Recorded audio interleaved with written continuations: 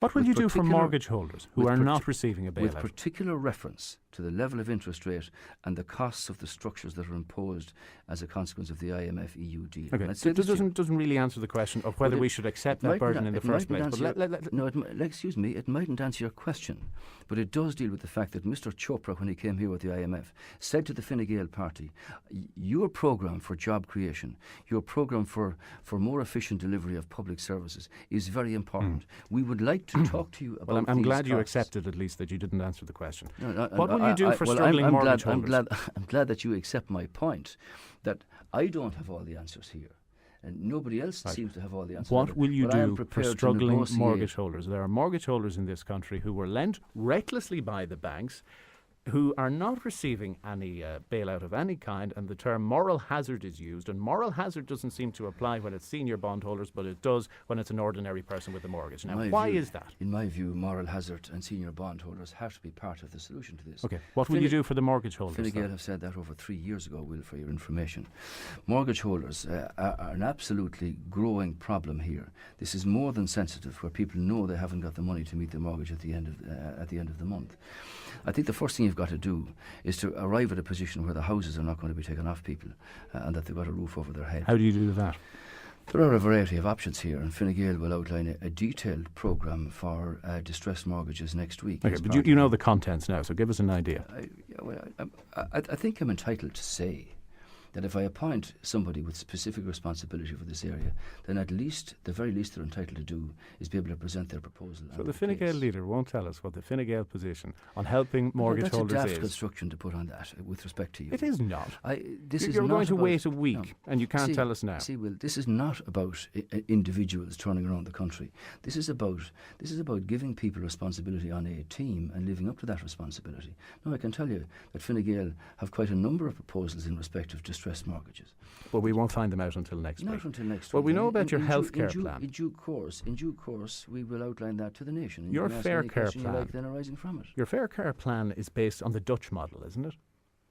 Yes, it is. The Dutch model. So therefore, every person at the end of this process will have to take out universal health insurance. So that's an extra €1,200 per year out of our pockets. Well, you can't say what the cost will be. But that's what it costs in Holland. Yeah, the insurance companies will tender in respect of provision of medical packages here in Ireland. Incidentally, in Holland, insurance companies, many of them work on a not-for-profit basis. Yes, so here in Ireland, you'd have to build a margin into that as well. In the hospitals in Holland, when you go in there are no waiting lists, there are no trolleys. And you don't have the situation, for instance, we're in Tullamore Hospital, where you spend 100 million and you now have less beds available than you had before because of the health system that had been let out of control, the creation of which was founded by one Micheál Martin. Yeah, but you're proposing that we will all pay, if we have the capacity to pay, €1,200 per year for this universal insurance, and on top of the tax yield that has already been taken for health. You see, the Fine Gael health proposal will be based over 5 years. The first element of that is that you create very strong primary care centres where people won't have to go to hospital in the first place. Granted, but can we talk about the destination before we set off on the journey? I'm telling you how we're going to get to the destination. And the first. Let's decide, do we want to go to the destination first? As you're well aware, the longest journey begins with the first step. The second step. But why should we pay €1,200 per year for universal health insurance? You don't want to hear about the Fine Gael programme for health. All right, we're spending 20 billion at the moment. I'm asking you, why have you selected this universal health insurance policy that everybody will have to pay for? If you want me to finish the interview with you, I will. Now, Fine Gael... There is a distinction, by the way, between answering a question and merely responding to it. Fine Gael want to end the two-tier system. Fine Gael want to have a position where everybody is entitled to a proper level of treatment, and we're going to do that over 3 phases. The first is strong primary care. The second is that money follows the patient. You get paid for what you do.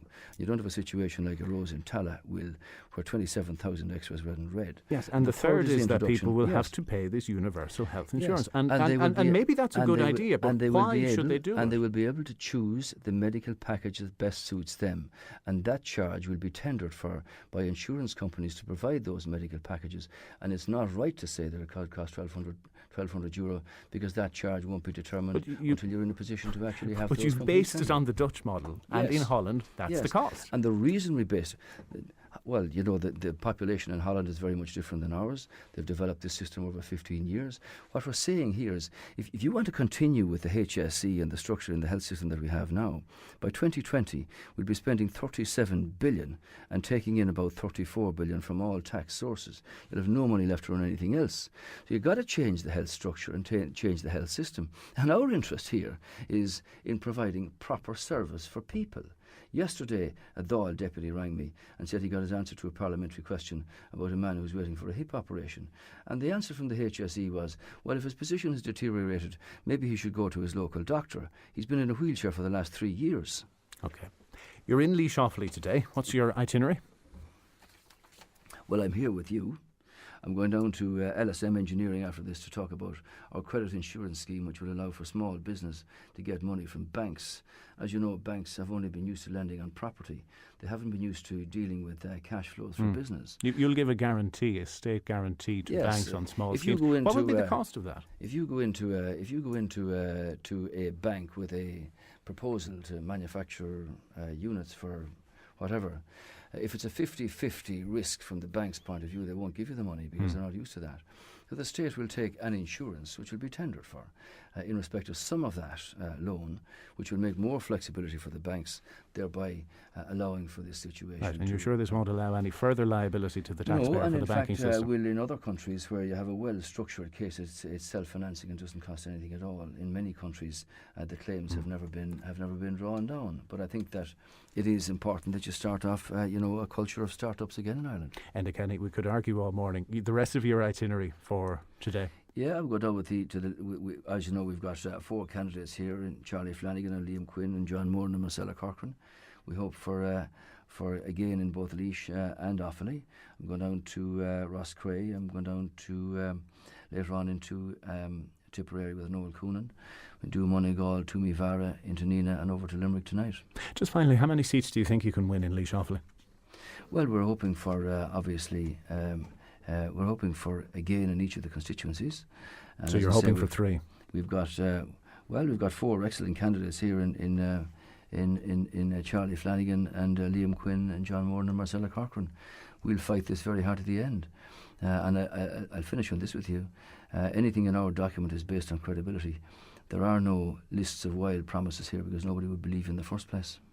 Deputy Enda Kenny, thank you for joining us on the programme.